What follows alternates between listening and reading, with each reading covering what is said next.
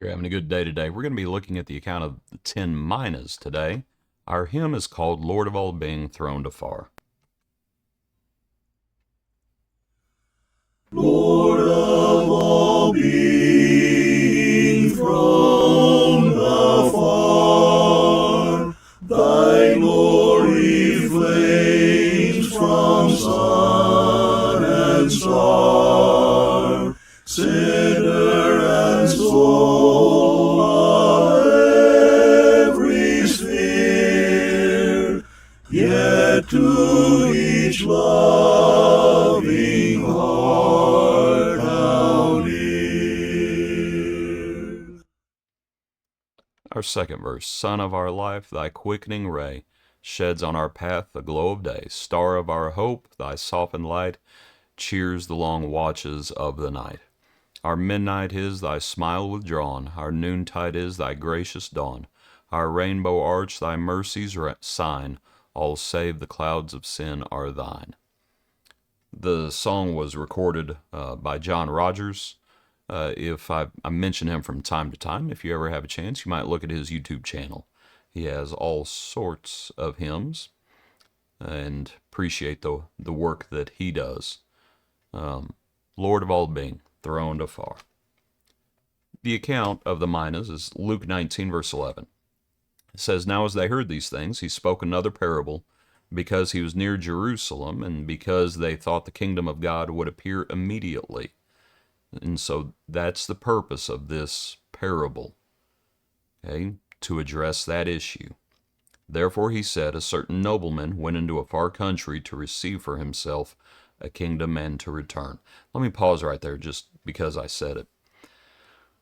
They thought the kingdom of God would appear immediately. You need to look at the context.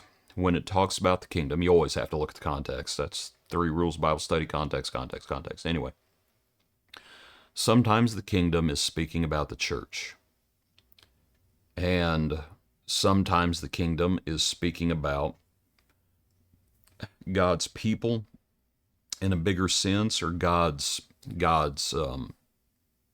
provision for his people. Sometimes the kingdom is speaking more towards heaven. Now it's all intertwined.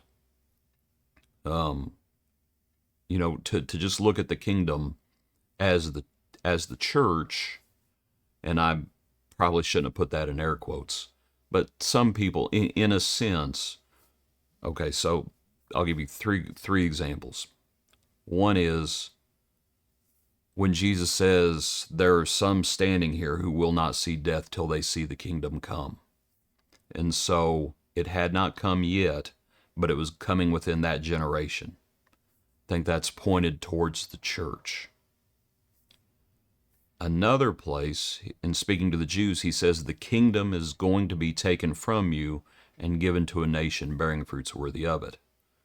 And so in that sense, we're talking about God's provision, God recognizing his people, and it's subtly different than the church. Again, there's overlap, but I hope you see what I mean.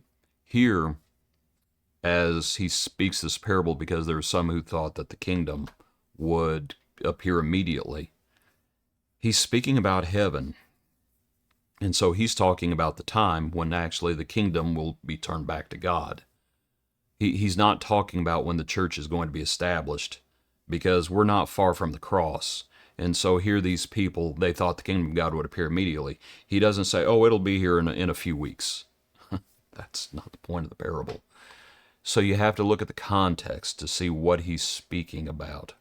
And when it comes to the kingdom, and of course other things. Anyway, just a side note. Verse 12. As certain nobleman went into a far country to receive for himself a kingdom and to return. So he called 10 of his servants, delivered to them 10 minas, and said to them, do business till I come. But his citizens hated him and sent a delegation after him, saying, we will not have this man to reign over us. And so it was that when he returned, having received the kingdom, he then commanded these servants to whom he had given the money to be called to him, that he might know how much every man had gained by trading. Then came the first, saying, Master, your mina has earned 10 minas. And he said to him, Well done, good servant, because you are faithful in a very little, have authority over 10 cities. And then likewise the 5 minas individual. But then another came, saying, Master, here is your mina, which I have kept put away in a handkerchief. For I feared you, because you're an austere man. You collect what you did not deposit, and reap what you did not sow. And he said to him, Out of your own mouth I will judge you, you wicked servant. You knew that I was an austere man, collecting what I did not deposit, and reaping what I did not sow. Why then did you not put my money in the bank, that at my coming I might have collected it with interest? And he said to those who stood by, Take the mina from him, and give it to him who has 10 minas. But they said to him, Master, he has 10 minas. For I say to you that to everyone who has will be given, and from him who does not have, even what he has will be taken away from him. But bring here those enemies of mine who did not want me to reign over them, and slay them before me.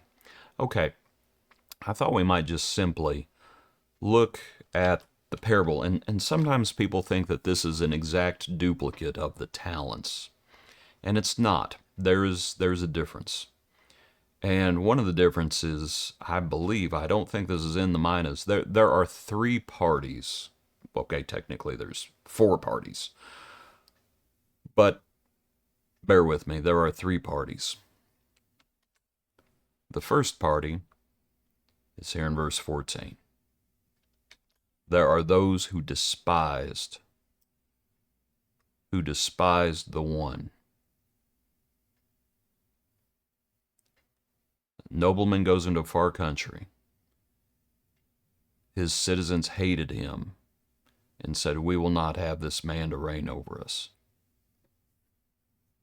And so there are those who despise the Lord. There are those who despise the Lord's authority. There are those who despise the Lord's commandments. There are those who refuse to acknowledge his commandments. And they do it in any number of ways, but that's all it comes down to. They just despise. They despise his authority, and therefore they despise him. Okay, so now that's one party. Then you have the party of the faithful. You have the 10 mina man, and you have the 5 mina man. 5 mina man, pardon me. And to look at that, within the talents, it talks about he gave to each one based on their ability. And I suppose it would be the same here.